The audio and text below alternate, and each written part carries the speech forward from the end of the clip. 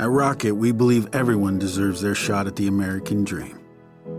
So if you're feeling locked out of home ownership, we're here to give you back the keys. We're opening doors, breaking down walls, and doing everything we can to turn renters into owners. And we're not going to stop until we help everyone home. To find out more, visit rocket.com. Rocket, own the dream. At Sephora, we've got what you want because you're obsessed with your skin and we're obsessed with what it needs. Sephora has the best products to help you get beautiful, glowing, radiant skin. With an extensive, inclusive range of results-driven formulas and in-store beauty advisors to help you find exactly which are right for you, the best skincare is only at Sephora. Sephora, for all your skincare. Hey all, I'm Jamie Lynn Sigler, a mom, actor, and advocate. I know how overwhelming it can be trying to decide which treatment is right for you. I've been there. But you should know you're not alone. You can do this. Start with some research, talk to the community, and most importantly, don't be afraid to ask your doctor questions. You might find results that speak for themselves. That's how I landed on Kesimpta. Ask your doctor if Kesimpta, ofatumumab, could be right for you. You can check out the details at kesimpta.com.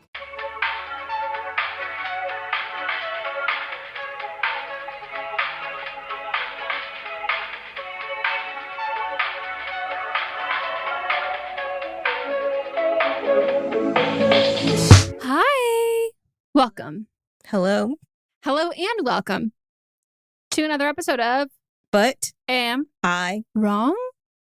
question mark? Huh? It's a wonderful podcast starring us, Meghan and Melisa, where we talk shit in different vehicles and verticals. We talk shit horizontally and vertically.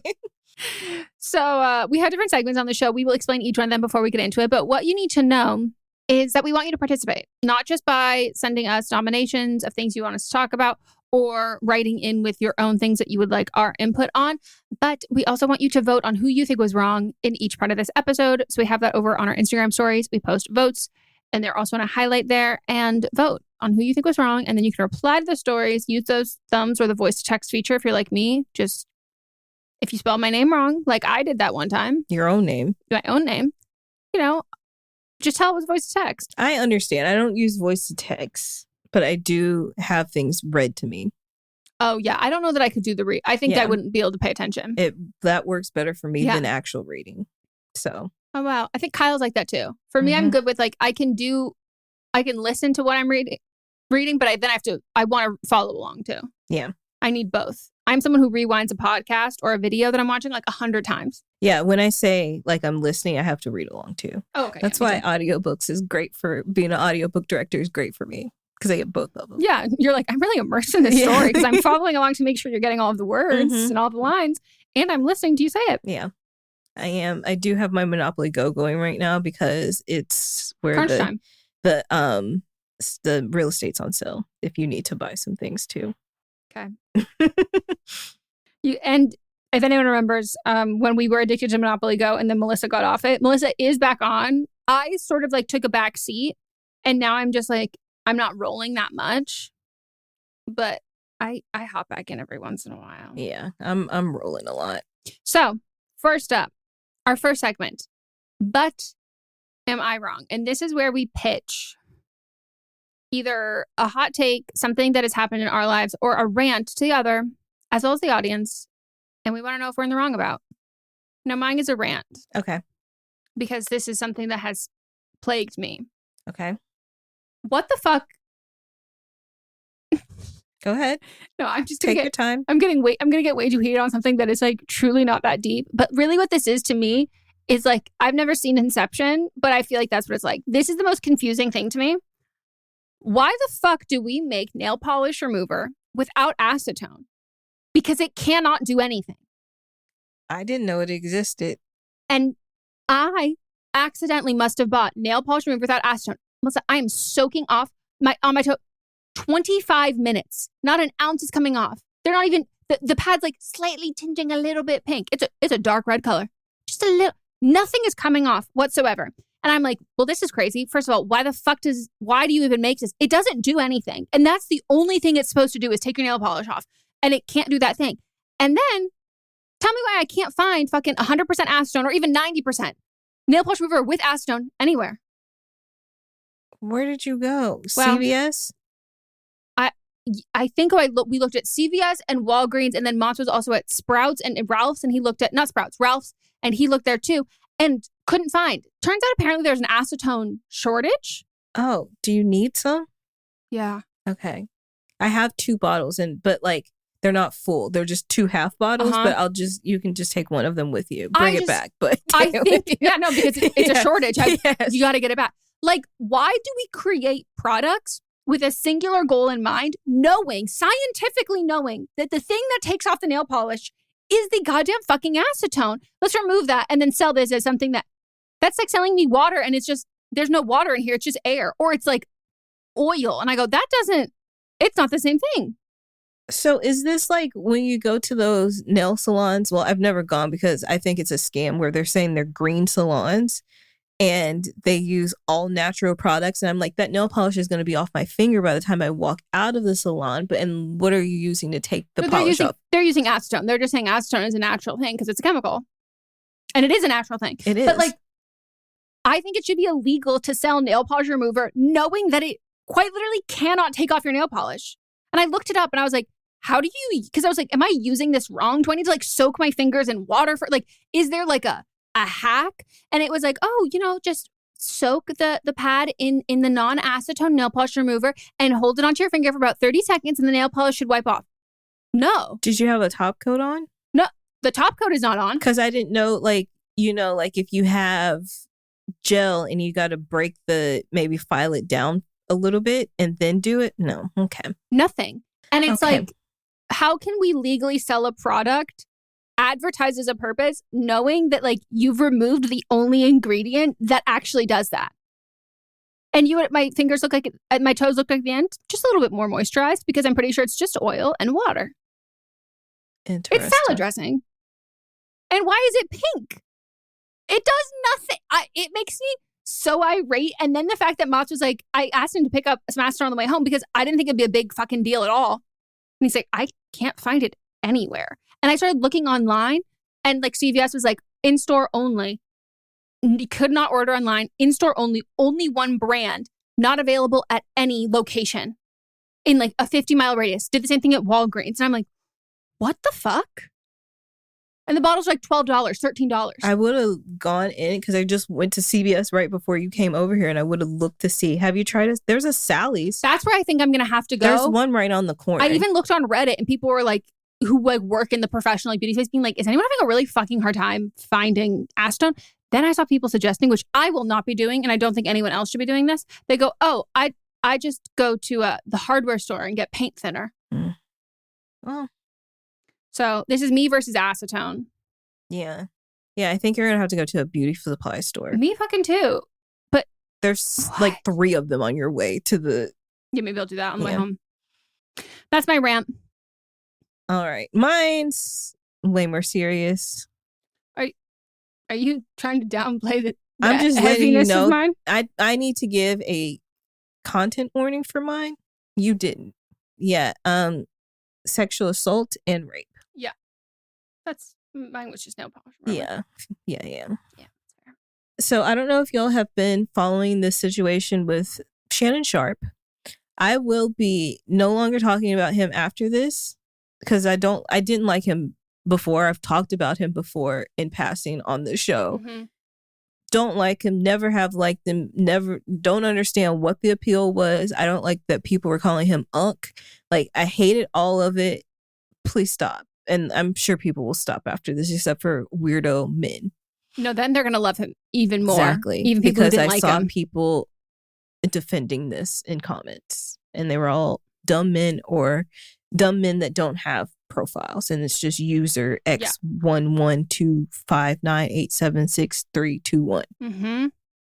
Okay, so there's a lot developing. It's continuously developing. Right before we started recording, he announced that he was stepping down from ESPN. And I was like, you got fired, but whatever. because he's spending time with his family. But if he was spending time with his family to begin with, he would have never been in this situation. Mm-hmm.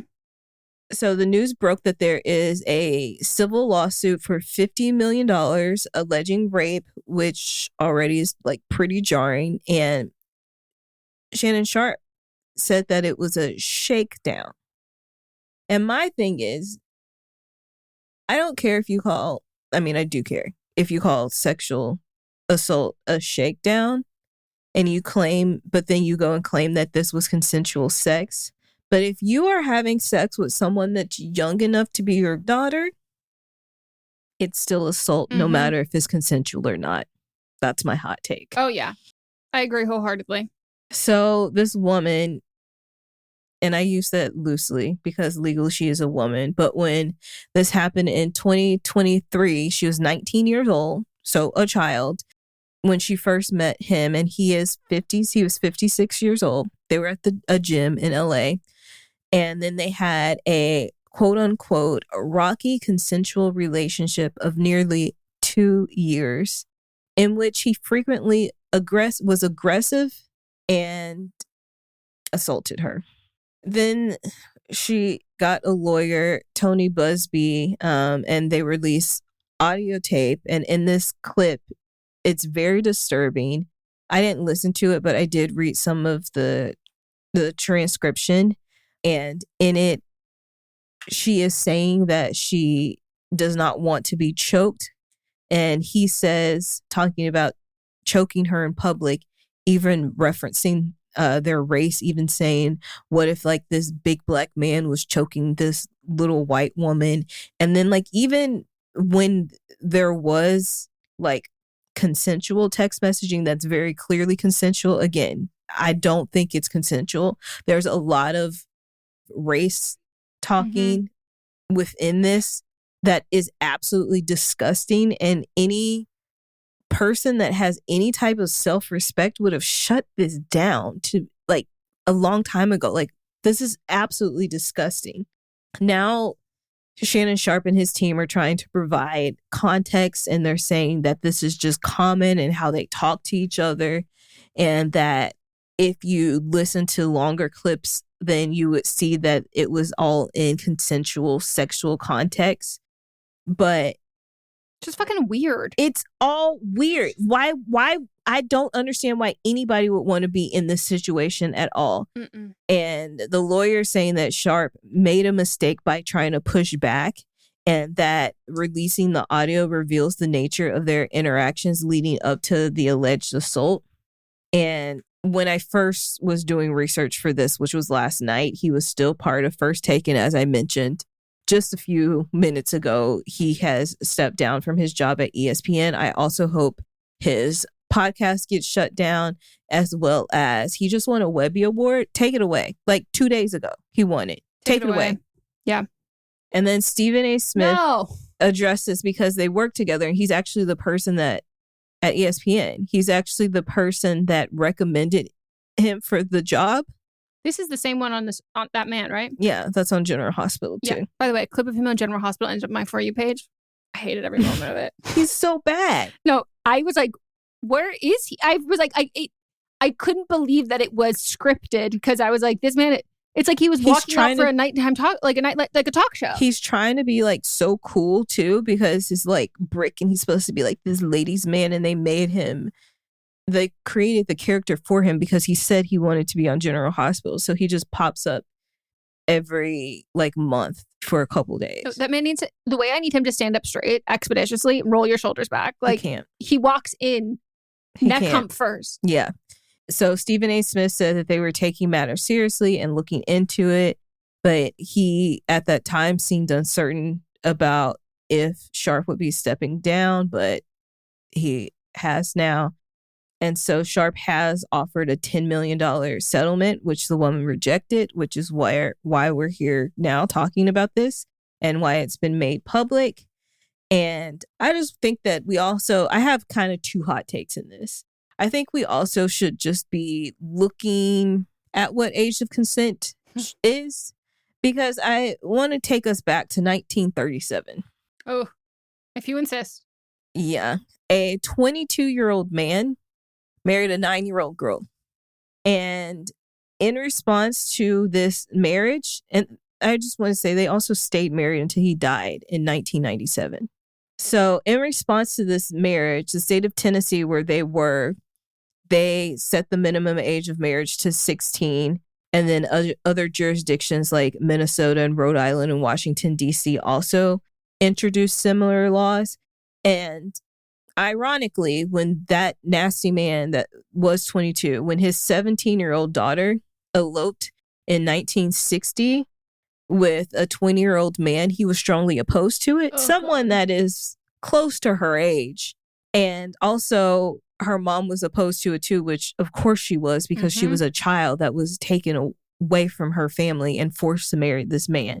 So my second but am I wrong is that since people are living longer and then they reconsidered and changed laws, I think it's time to revisit laws for consent now too. And there are too many nasty people out here, nasty men. Before we recorded, I went to the bank and this old man, when I say old, like older than my dad, held the door open for me. And he was like, "Hey, Miss Drop Top," talking about my convertible because I had just got out of it. "You look nice. Your hair, you look like a baby doll."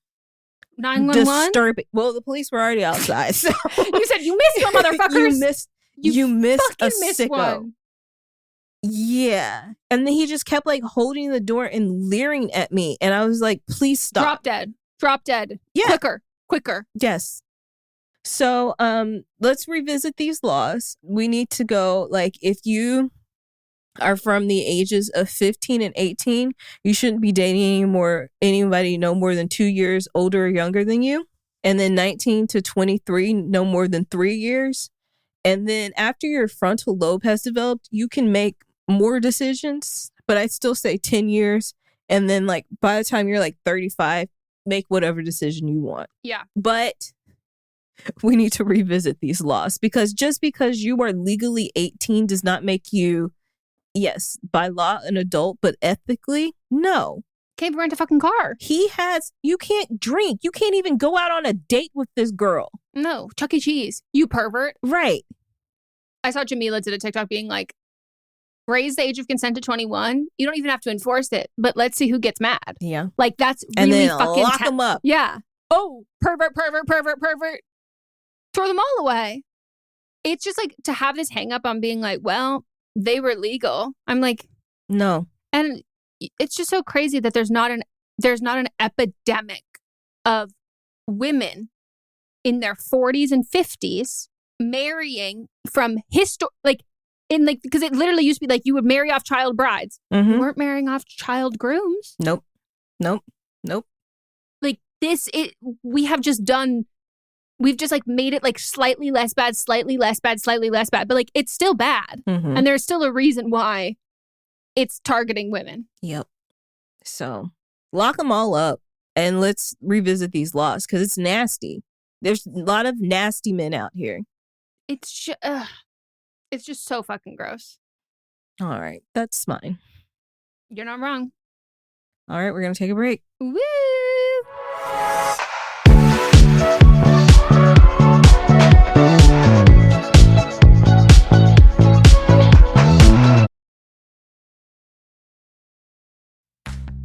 You chose to hit play on this podcast today. Smart choice. Progressive loves to help people make smart choices. That's why they offer a tool called Auto Quote Explorer that allows you to compare your Progressive car insurance quote with rates from other companies. So you save time on the research and can enjoy savings when you choose the best rate for you. Give it a try after this episode at progressive.com. Progressive Casualty Insurance Company and Affiliates. Not available in all states or situations. Prices vary based on how you buy.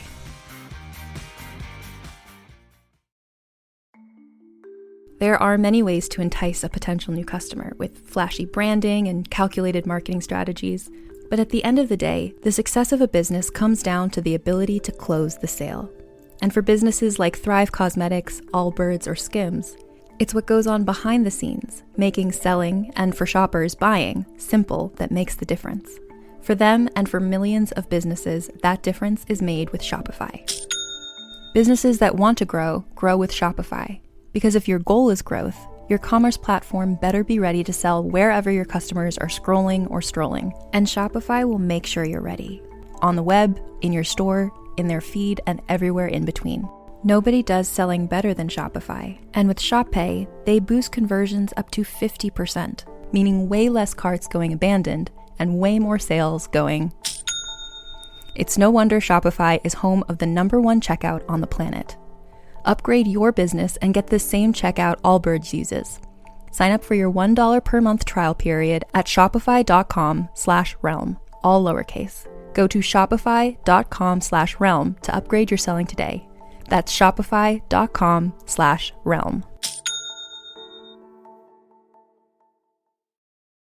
Hey all, I'm Jamie Lynn Sigler, a mom, actor, and advocate. I know how overwhelming it can be trying to decide which treatment is right for you. I've been there. But you should know you're not alone. You can do this. Start with some research, talk to the community, and most importantly, don't be afraid to ask your doctor questions. You might find results that speak for themselves. That's how I landed on Kesimpta. Ask your doctor if Kesimpta, ofatumumab, could be right for you. You can check out the details at kesimpta.com.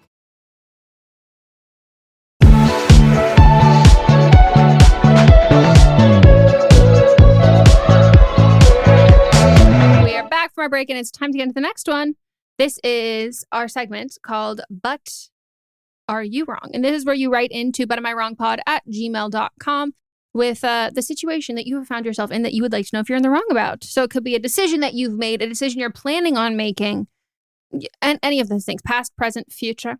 And send it to butamiwrongpod@gmail.com. Keep it under 300 words. It is all anonymous, but please do include your age and relevant information. Sometimes you don't include like all of the context that we would want. And then sometimes I guess it like spot on. Other times we don't. So give us all the relevant info. Mm-hmm.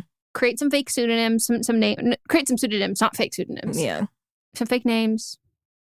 Names, ages. Also, if... Real ages. Yes, real ages. If race is important, please include it because I think it changes the context of things. Yeah, it does. Though I could clock it immediately. I said, I'm thinking this is an older white woman. Yes, but the Ninja Turtle Powerpuff Girl. Oh my God. If you're a Black woman doing CrossFit. Yeah. We need to know. We need to know. And we need to help you. Do you have a GoFundMe? Like a Venmo? She said she left. She left. But like, we would have focused on that a lot more. Like, we have to get you out of there. We have to get you out of there. And we got to get you out of ketosis. Yeah. Fight or flight constantly. Okay. First one. Hey, Meghan and Melissa. I am a longtime listener, but this is my first time writing in. I'm writing in because I got a text from my wife, 27 she, her, that was meant for her work friend, 26 she, her. The message says, "Are we going out for my birthday? I need to know before I tell this lady about it." End quote. Now, I remained calm and just responded, "Nice to know you refer to me as this lady." Oh, you are the lady in question. Okay. And I told her to give me space because honestly, I did not know how to react in the moment. Later, when she got home, we talked about it and she explained that she meant nothing by it and that she cannot call me her wife at work for safety reasons.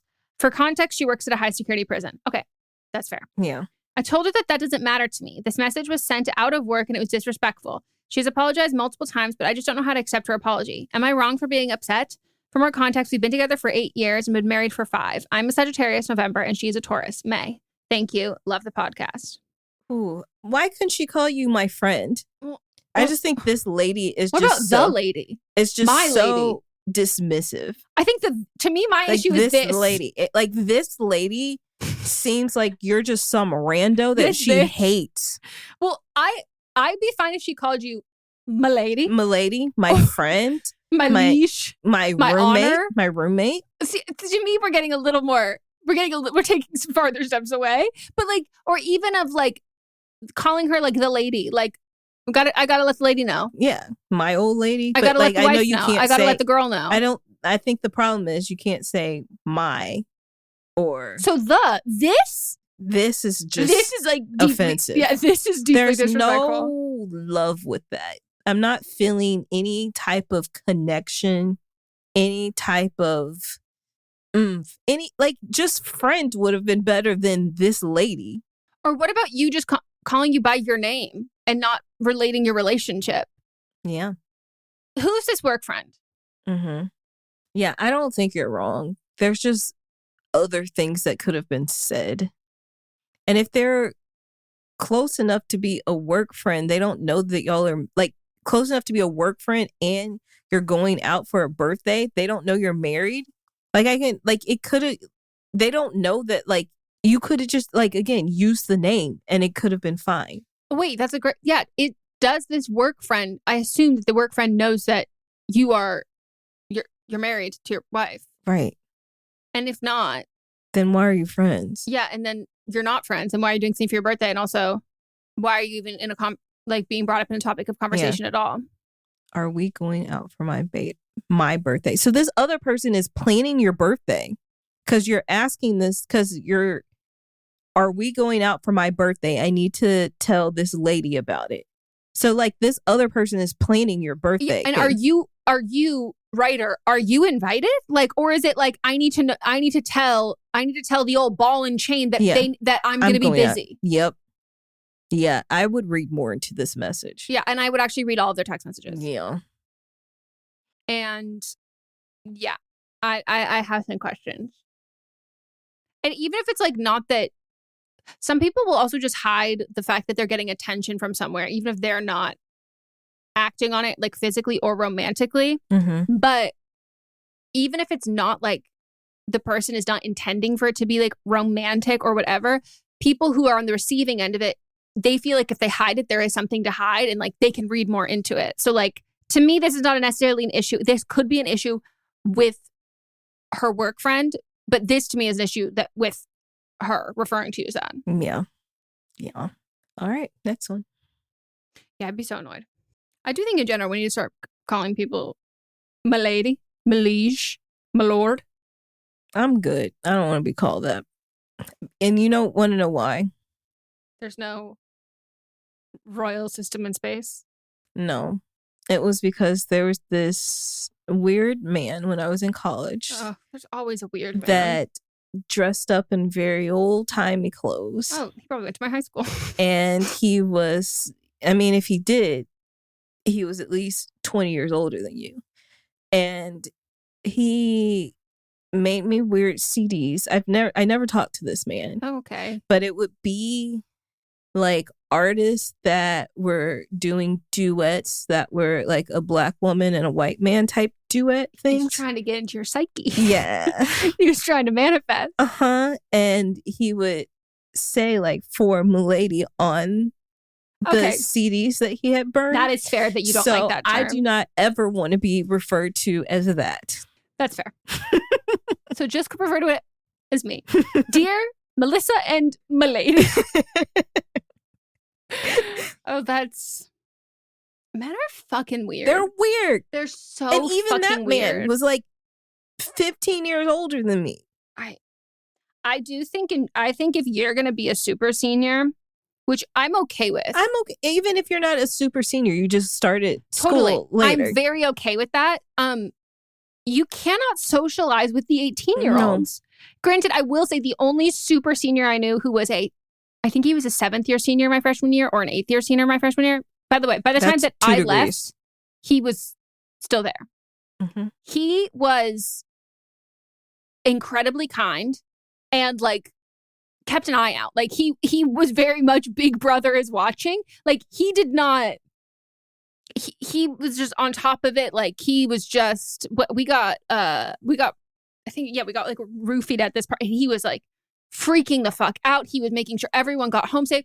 And I was like, that is so lovely. But like, that's how was he living on campus? No, off campus. Okay. But it defaulted to like, it never even crossed my mind. I was like, of course he's older. Of course he's going to be like the dad of the group. And I was like, thank God he actually was. But like as an 18-year-old, you think the oldest person there is the most responsible. Mm-hmm. And like they take advantage of that and like think like, oh, this person's going to feel safe. Thankfully, like he was that. But I'm like, good God.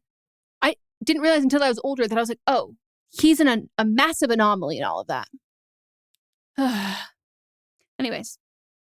All right. Next one. I'm Olivia. So am I. I got my nose done and I named her Olivia. 30 years old in LA. So are you. Oh my God. Did you write in? My nose. Ding, ding, ding. Typing out. And I'm wrestling with this whole lending money situation. I thought it was going to be I'm wrestling. And I said, I don't wrestle. Sorry. Speaking of, the person that is hooking up with a wrestler, it just went out today. So, I've been wondering. I was like, what episode was that in? Today. Okay. Because I want to hear from them. Me too. Desperately. And Expeditiously. I thought they were ignoring us, but if they just came out, okay. I feel also, Bad Bunny has wrestled numerous times. Like he goes to the WWE. Ooh, I love that.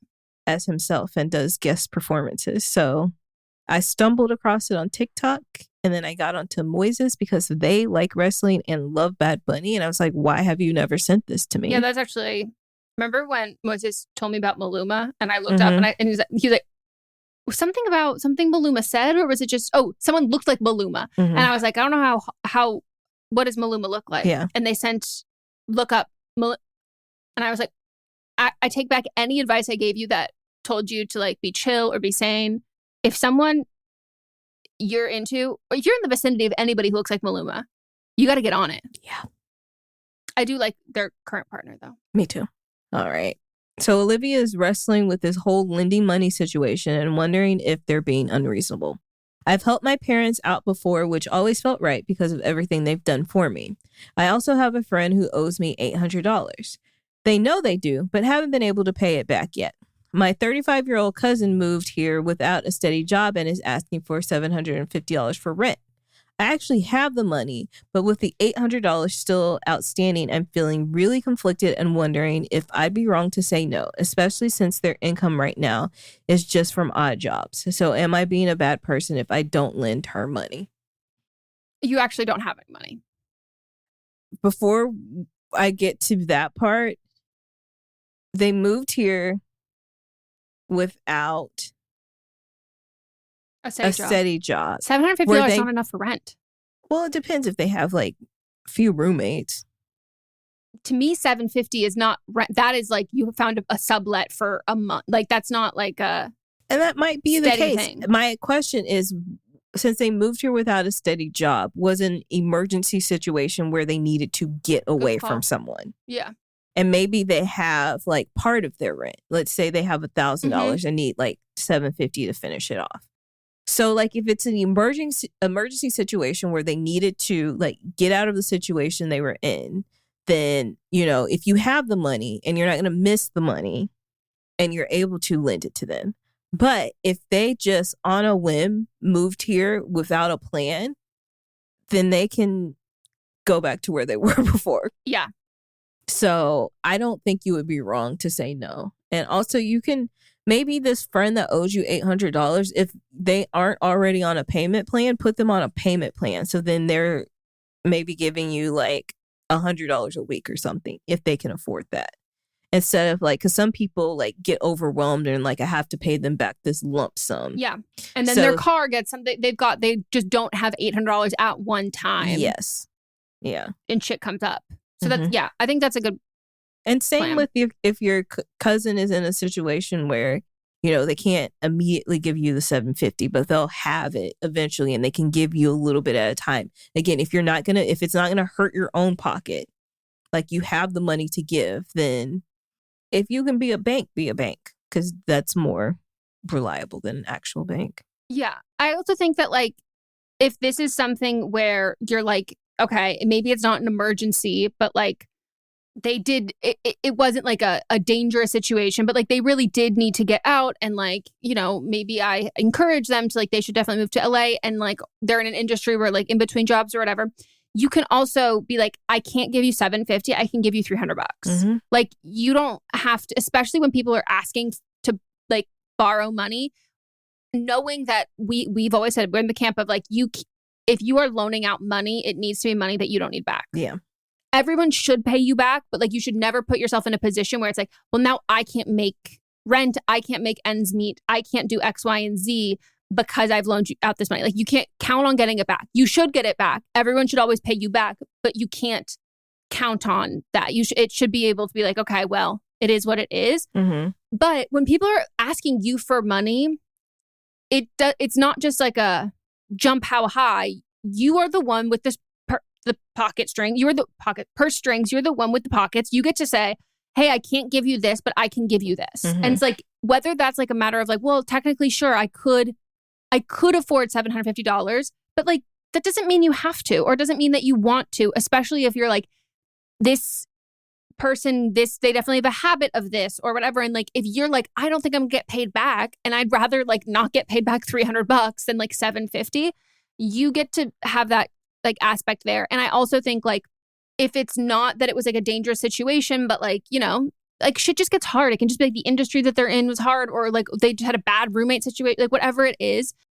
And you want to help them out, but like you worry that like you don't want to make a habit of that. Mm-hmm. I think like if someone had, like you said, if it's like this is just a portion of the rent and they had saved up this amount of rent, or like whatever they had done on the other side of it, having people be like, need to be resourceful in a sense. And I also think in general, I do feel like it is my obligation as someone who lives in LA and has grown up in California my whole life, that like when people move to LA that I'm friends with who have never like lived here before, that like I have found when I make it really easy for them, they don't fucking succeed here. Mm-hmm. They like, because like, you need to be scrappy. You need to have that kind of a thing. And it's like, oh, and I thought if I really helped you, I thought if like, you know, I let you like stay with me and like do all of this stuff that like, it really like set you off from like a really great place. And like, I would have loved help doing that, all of that kind of stuff.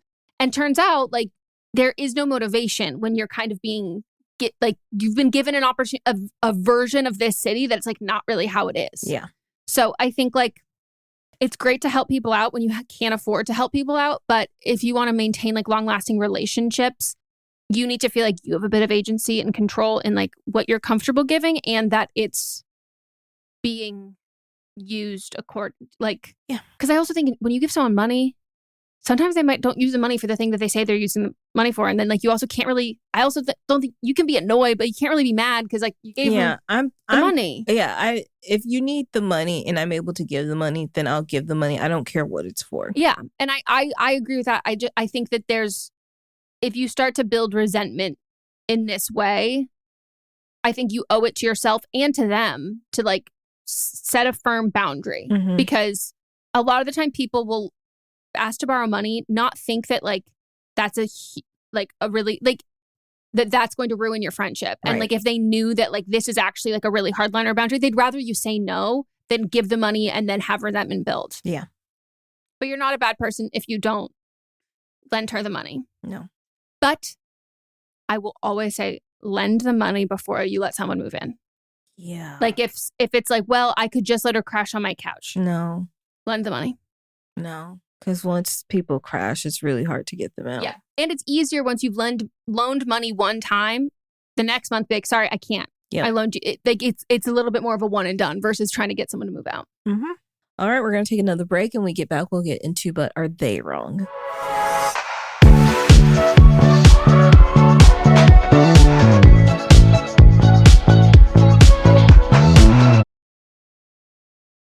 Parents of tweens, if you're familiar with far-off drop-offs... Dad, stop, right here. Or get DMs about what's for dinner, you may be experiencing tween milestones. For your son or daughter, these can start at age 9. HPV vaccination, a type of cancer prevention against certain HPV-related cancers, can start then too. For most, HPV clears on its own. But for those who don't clear the virus, it can cause certain cancers later in life. Embrace this phase. Help protect them in the next. Ask their doctor today about HPV vaccination. Brought to you by Merck.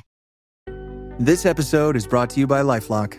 Not everyone is careful with your personal information, which might explain why there's a victim of identity theft every 5 seconds in the U.S. Fortunately, there's LifeLock. LifeLock monitors hundreds of millions of data points a second for threats to your identity. If your identity is stolen, a U.S.-based restoration specialist will fix it, guaranteed, or your money back. Save up to 40% your first year by visiting LifeLock.com/podcast. Terms apply. We off? 30 seconds of carefree bliss. Oof, like wind in your hair carefree. Oh, like using Clorox Disinfecting All-Purpose Cleaner in the home carefree. Yes. Like dog slobbing on the coffee table and cleaning it with Clorox Carefree. He's on a roll now. Spit toothpaste on the faucet. You got it. Peanut butter on the light switch. Oh, spritz. Spritz. Clorox, man. Clean feels good. Okay, we're back. Use as directed.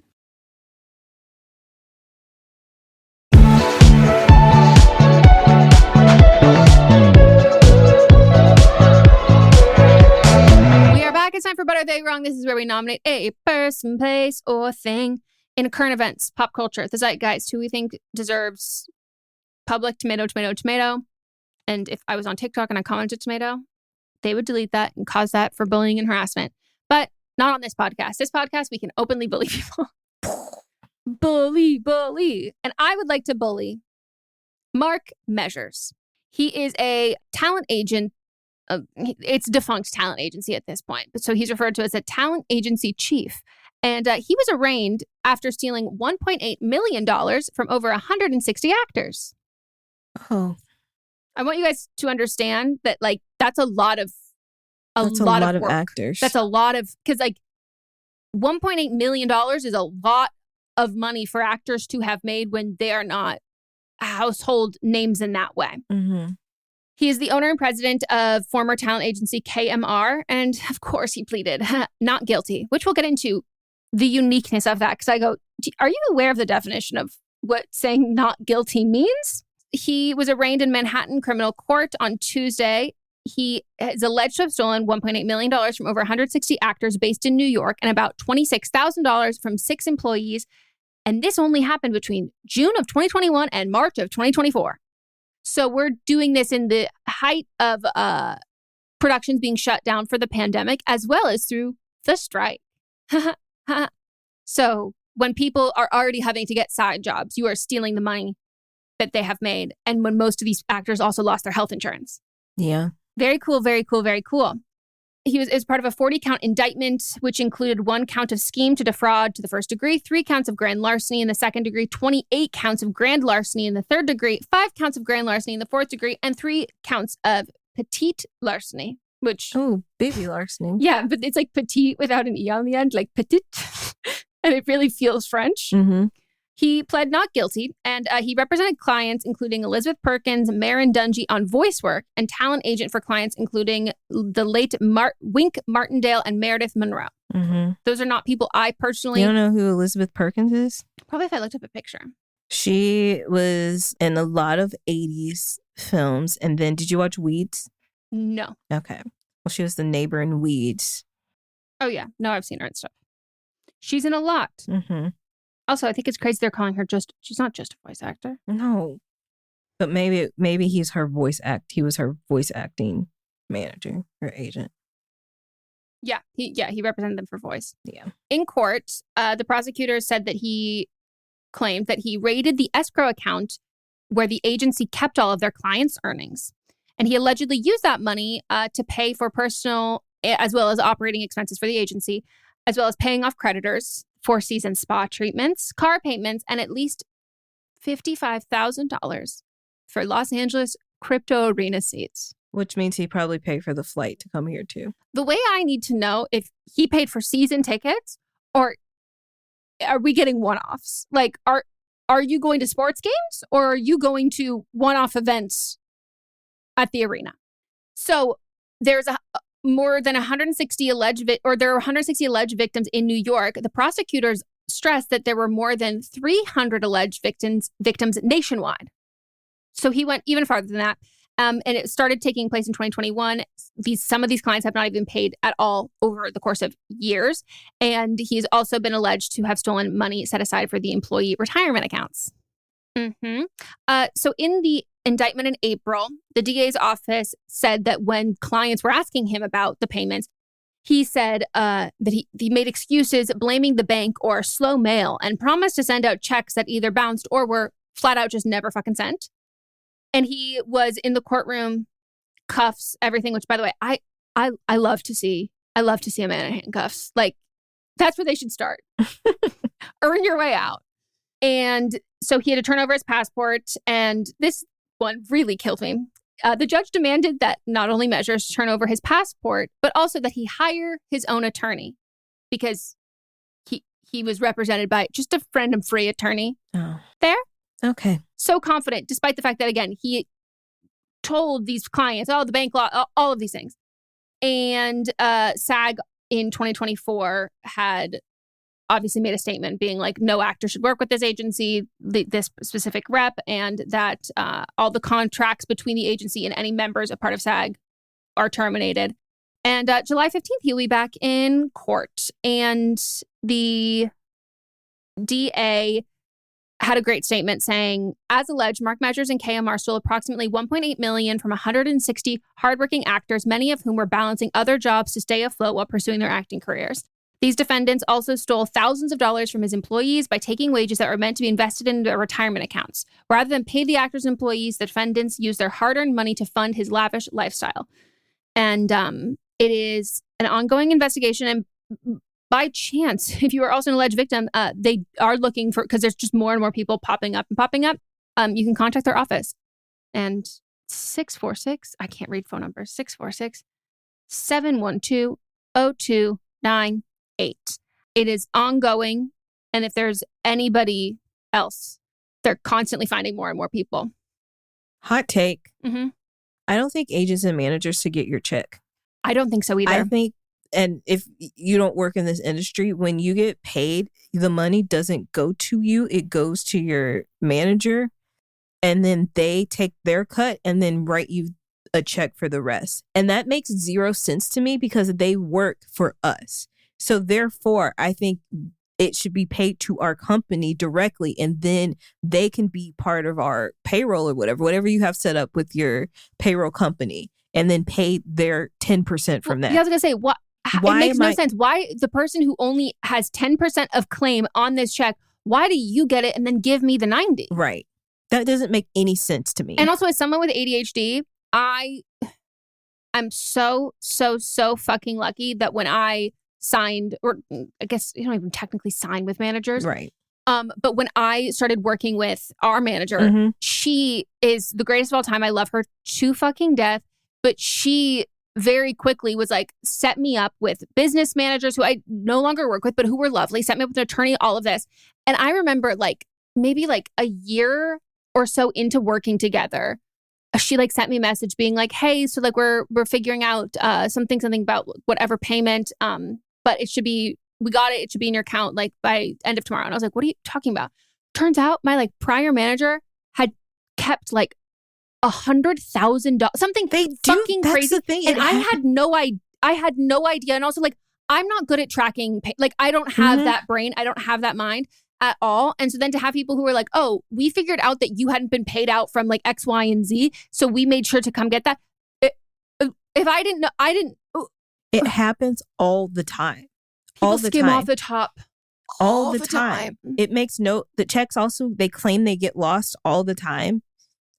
Me working on both sides of this, I have seen payments being sent out, and then actors or directors or producers asking where's my money? And it's we already sent that check out. You need to ask your team. And then the team's like, oh, it got lost in the mail or shit like that. Shit that makes no sense when at this time, most things are direct deposit anyway. It doesn't make wire transfer. Yes, it doesn't make any sense. So I don't know if this is something left over from the old studio thing, and when actors and all talent were employees of the companies or the studios, and that's then the just something that had deal with the studios. Yeah, and so it needs to change. It needs to change so fucking badly. And again, the vast majority of actors are not making a living off of the money from residuals or royalties, or even just the contracts for the projects that they do. So you do have multiple other jobs, and you don't necessarily have time to keep track of these things. And sometimes they're small checks, but they fucking add up. And it's usually from you being done with the job, you're not getting paid till 90 days later, because it has to go through all these different channels before it hits your account. Yep. And it's just it's just fucking insane to me that, and anytime they're oh, the check got lost in the mail. I'm gonna tell you the one time that I received a check that I said the mail did everything that they could to deliver it to me. It was the envelope. You could tell shredded up, and then the envelope was shredded, and then they duct taped it, and then they put it in a plastic little baggie, and then they said, "So sorry, I don't think you're gonna be able to cash this," and I didn't. And then I got a wire transfer afterwards. But this whole thing of this money just gets lost. It doesn't. Also, when the envelope goes through the mail, it gets stamped, and you can see exactly when it came through the mail. Or the person who wrote the check, send me the check number. Yeah. Tell me what that, like, Yep. I can't fall. If I'm the one receiving it, the person writing the check is the one who can see if you cash it. Mhm. I can't tell if someone else had cashed the check that I'm supposed to have. Yep. It's just like, it's just, and this is like the amount of money I have missed out on just because like ADHD and like not remembering or like not whatever, any of that kind of stuff. But like, the people taking advantage of the fact that like, there's a lot of people who are actors who have ADHD and are not great with like the numbers aspect of it. But like, there's people who are good and fine with the number aspect, but they don't have fucking time because they have to do all this other shit to pay their rent. Yep. My accountant's always, because I use QuickBooks, and my accountant's like he's like, there's other things you can use that are free, and I'm like, no, because QuickBooks automatically sends out a thing saying this hasn't been paid, or like, we're drafting this. Have you received this payment? Like, it's constantly reminding me because I can't keep up with all that. No, because again, you're doing a lot of things for like small increments of money that add up to like make up a full-time salary, but like you're not getting it from all in one place. And I bet there's just so many people who've also like quit acting, and like the residual part, most actors, like, unless you're regularly logging into SAG to like check your residuals, like how much you've gotten. I didn't even start. I like did that when I had to like re-up something like my dues. And I was like, what's this? I'd never even fucking clicked on that part of it. And I looked and I was like, oh, that's fun. Yeah. But like a lot of people aren't looking for that. And especially like you're old school, you're really used to getting just like these checks in the mail. Mm-hmm. And if people moved during COVID and like all of that shit. Yeah. Avia is getting somebody's that was in SAG getting their checks all the time and like sending it back, and it was like, change the address. Yeah, you make them pay the dues every fucking year, but you can't update the address for them. Right.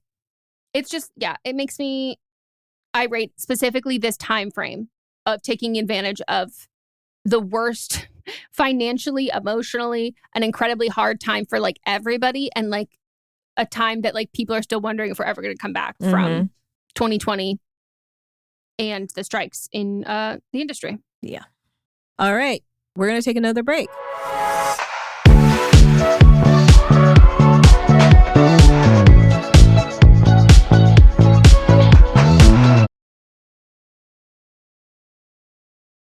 Morning decisions. A creamy mocha frappuccino drink? A sweet vanilla? Maybe a smooth caramel? Or that white chocolate mocha? Whichever you choose, delicious coffee awaits.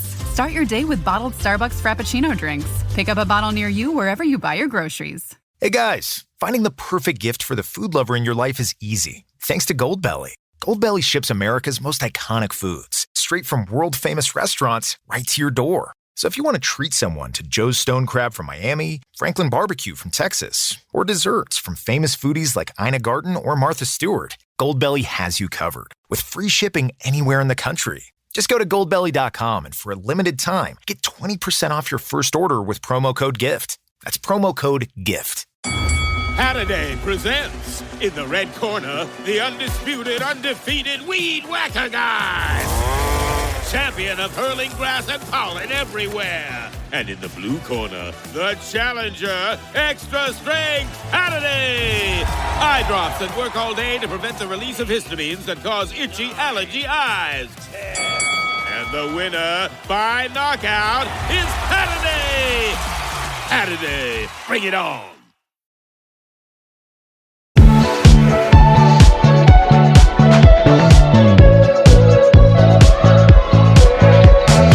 And we're back. And now it's time for my But Are They Wrong? And mine is weird and disturbing. And it's coming from Florida, which weird and disturbing is Florida. By the way, if you say it's weird and disturbing and out of Florida, it's going to be so much weirder and more disturbing than my typical threshold. Yeah. The Bay County Sheriff's Office recently announced the arrest of this 52-year-old woman named Latrance Battle. And the details of this is really weird. On April 10th, Battle allegedly went to the workplace of her ex-boyfriend's wife, which was a hotel chain in the Florida Panhandle.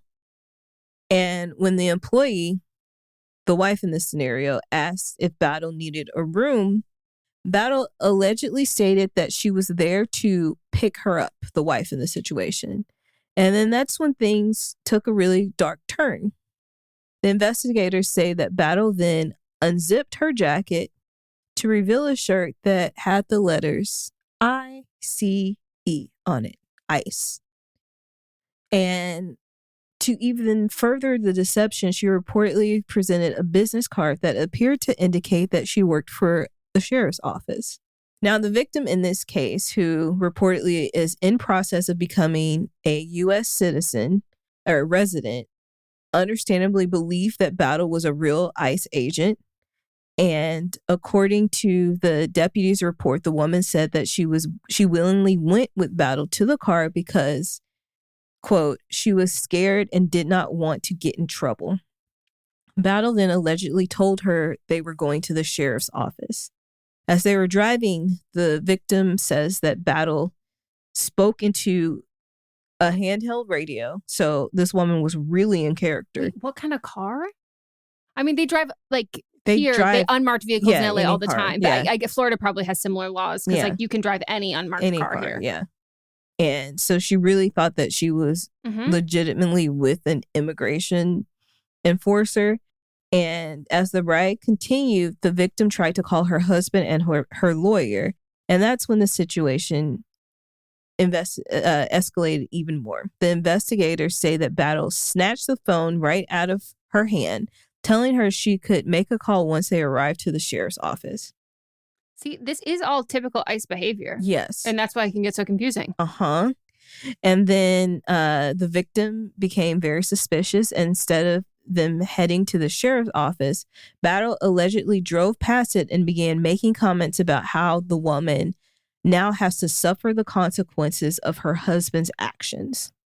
Oh, this is getting real, Florida. Yeah. And so according to the affidavit, Battle then took the woman to an apartment complex, claiming that additional ICE agents would be waiting there. Battle went into one of the units and the victim reportedly hearing a lot of noise coming from inside. Sensing an opportunity, the woman took her chance and ran. She went to a neighboring apartment, knocked on a window, and pleaded with the person inside to let her use the phone. So then the victim then hid herself behind the neighbor's car to make the call, desperately trying to reach her husband and explain what was happening, describing the woman pretending to be an ICE agent. When Battle came out the apartment and saw the neighbor, she allegedly asked him if he had seen a woman running. Battle even told the neighbor that she had taken the woman's phone because she knows what she did. Evidently not. Right. So thankfully, the neighbor recognized the distress of the situation and let the kidnapped woman into his apartment to wait for actual law enforcement to arrive.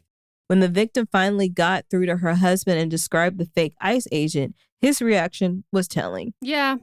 He reportedly said that the description sounded exactly like his ex-girlfriend, Latrance Battle, who had even shown up to his work 2 years prior and attacked him, leading him to file a restraining order against her. The sheriff's office later released body cam footage of deputies pulling over Battle's vehicle to arrest her. The charges she's facing are incredibly serious, which are kidnapping in commission of a felony, robbery by snatching, impersonating a law enforcement officer in the commission of a felony, and felony violations of probation. And she's being currently held without bail. And this is all really messed up because I don't think she is the first nor the last person that's going to do this. They're going to take advantage of the fact that this current administration hates immigrants, and people will be taking what they consider justice or the law in their own hands. And this is going to incite a lot of violence. Yeah, I think if there's any, I'm the first to call out the fear mongering of white women thinking that someone looking at them for too long is oh, I almost got trafficked or whatever. This to me is this is a high risk of this because you have people who are having to be even more private and diligent with who they talk about, having a smaller circle of being who can I trust, and all of these kinds of things, and being oh, I can't tell the wrong person something back, whatever this is, and you can't trust anybody, all of this kind of shit, everyone's turning on each other. That this to me is a prime opportunity for fucking weirdos. I will say, I'm pretty fucking mad at my husband if some woman showed up at your work 2 years ago, all this shit, and I don't have her face and her name memorized. Yes. What do you mean men tell you this thing that happened and they leave out like the most like vital, important parts? Yes. Like there should be photos that are in your home so you know exactly who this woman is. Like, and it's like, it sounds like I am your wife. Why do I not know what she looks like or any of those kinds of things? Yeah. Men love to just like have like little lore drops or like tell you like this like this the isn't craziest even lore. like the craziest point. thing, like, oh my God, something crazy happened at work today. And I was like, yeah, this like what? It's like, oh my God, it's just can't even get into it. This lady showed up. You have to tell me that's your ex-girlfriend. You have to tell me what they look, but or even be like, oh, I never told you about that one time that my ex showed up and beat me up at work 2 years ago. Yeah, that's not even long. No, and like, do you live in the same area? Like, or like. Did this man change his name? Obviously, because I mean, he just drove down the street to the apartment complex. Not that I'm blaming him, but like he has some responsibility in telling his wife the information. I think in general, like even on like light situations when like men's come home from work and they're like, oh my God, something like, did you hear so and so broke up? And you're like, oh my God, what happened? Like, I don't know. I go. Get some information. But the fact that Latrance knew where this woman worked, knew her name, knew exactly what she looked like, she had too much information for somebody that has a restraining order out against them. So you should have the husband should have been very forthcoming about who this woman was. Well, and also, why does this woman know like anything about the wife, let alone the fact that the wife would be afraid of ICE Facebook being there? That's what I'm saying. I'm like, it's too much information. Stop putting all your information online. And I'm like, if you have a restraining order against someone, not only should they be blocked on everything, you change your name on Facebook. Don't have this. You have a family. You have a wife. Like you can't. No. That's fucking crazy. Wild. I want to add other thing to mine because I forgot about this part and I skipped over it. One of the other excuses that he did for why he was not able to pay his clients was not only mail delays and things getting lost in the mail, but he also blamed earthquakes, power outages, blackouts, and some employees being sick. And there's like a lot of people who were affected by this, but specifically there was one actor who he stole almost $20,000, and that was like supposed to be used for their IVF treatment, and like they still haven't gotten it, and like that's a timely kind of thing, and it's like for medical behavior, not for medical conditions. And he also paid off like cars and stuff, and then Zara, which I'm like, Zara? He was probably getting gifts for women at Zara. Yeah. And then oh, you're right, women. Saks Avenue, as well as Revolve. Yeah, he was getting gifts. Get that bald man off of Revolve.com. He was getting gifts for probably 19-year-olds. All right. Well, that's the end of our episode. Thank you so much for listening. We hope you all enjoyed. And as always, you can write in, submit to our Instagram DMs. You can also tag us on TikTok, send our personal DMs if you're like, hey, have you seen this? Do you want to talk about this? And no hard feelings if we don't talk about it, but like it's fun. Or even like a hot topic, like hot takes or something like that. You'd like to hear from us. Any of those. And don't forget to vote on who you think was wrong in all the segments on this episode. And then listen on Tuesday. Oh. For the results. I was like, what, Spotify? I don't know. You can listen wherever. Yeah. And I was going to read, someone left a comment on Spotify for the last But Am I Wrong episode that someone is Nicole. And Nicole said, I love when Oklahoma gets a positive shout out. I don't know. Oh, I do remember what it was. And here I am talking about the Oklahoma Thunder. Mm-hmm. You got two. And Nick Gallo. I don't even know if I said that I don't think I said it on mic, but Nicole, you should know that I'm currently addicted to one of your local news broadcasters. Well, it's not local. She's in Tulsa. To me, Oklahoma is the size of a kidney bean. Everything is so close to each other. It's not. When I went to Arkansas, I was like, by the way, when things don't have mountains, they're like eerily huge. Like it feels like Arkansas has mountains. You fly into a mountain. Maybe it was driving out of the mountain. I felt like I could see so far away. Like it was just like huge. You're like at the top of the mountain, so maybe you're just looking. Oh, maybe that's what it was. And it was just like maybe it was the lack of the tall buildings. Mhm. It was just so vast that I was like, oh, I can see why like they write country songs about like those big blue skies. Northwest Arkansas is it's like known as the hill because it's I must have been on the hill. Yeah. Just looking at a clear horizon. All right. Tune in tomorrow for See You Next Tuesday. As Megan has already mentioned, Wednesday, that's when you catch up on episodes. Thursday is Don't Blame Me. Friday is Fisting Friday. Have a fun weekend. We will be at Beyonce, yes, over the next weekend. So we can tell you all about that this week. Next week. We'll tell you all about that next week. Also, Z-Way will be there tomorrow night. We're going to have a good time. Good week. We will enjoy our weekend. You shall too. And we will circle back. Goodbye. Bye. This is a Sister Sign production hosted by me, Megan Rinks. And me, Melissa D. Montz, plus Diamond Imprint Productions. Post-production by Coco Lorenz. Production assistance by Melanie D. Watson. And music by Ryan Hunter and Giacomo Picasso. Have you ever heard about the 19th century French actress with so many lovers that they formed a lovers' union? Or what about the Aboriginal Australian bandit who faked going into labor just to escape the police, which she did escape from them. It was a great plan. How about the French queen who murdered her rival with poison gloves? I'm Ann Foster, host of the feminist women's history comedy podcast, Vulgar History. Every week I share the saga of a woman from history whose story you probably didn't already know, and you will never forget after you hear it. Sometimes we re-examine well-known people like Cleopatra or Pocahontas, sharing the truth behind their legends. Sometimes we look at the scandalous women you'll never find in a history textbook.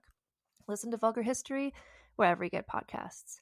And if you're curious, the people I was talking about before, the Australian woman is named Marianne Bugg, and the French actress was named Rochelle, no last name, just Rochelle.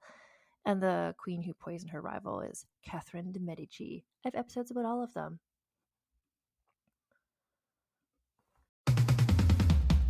I'm Amy Nicholson, the film critic for the LA Times. And I'm Paul Scheer, an actor, writer, and director. You might know me from The League, Veep, or my non-eligible for Academy Award role in Twisters. We love movies, and we come at them from different perspectives. Yeah, like Amy thinks that, Joe Pesci was miscast in Goodfellas, and I don't. He's too old. Let's not forget that Paul thinks that Dune 2 is overrated. It is. Anyway, despite this, we come together to host Unspooled, a podcast where we talk about good movies, critical hits, fan favorites, must-sees, and in case you missed them. We're talking Parasite to Home Alone. From Grease to The Dark Knight. We've done deep dives on popcorn flicks. We've talked about why Independence Day deserves a second look. And we've talked about horror movies, some that you've never even heard of, like Ganja and Hess. So if you love movies like we do, come along on our cinematic adventure. Listen to Unspooled wherever you get your podcasts. And don't forget to hit the follow button.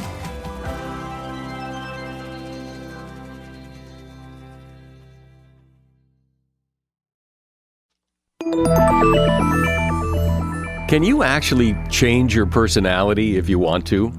How does peer pressure work, and why is it so powerful? Should you ever really trust your gut when you make a big decision? These are just a few of the topics we've recently covered on my podcast, Something You Should Know. I'm the host, Mike Carruthers, and each episode of Something You Should Know covers multiple topics that are likely relevant to you. You'll discover things you can use in your life today, right now, like how to have a great conversation, how to be more courageous, the anatomy of the perfect apology, and much, much more.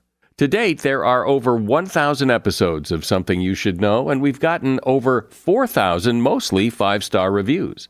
I invite you to check out Something You Should Know. Look for the bright yellow light bulb on the blue background. Something You Should Know, wherever you listen to podcasts.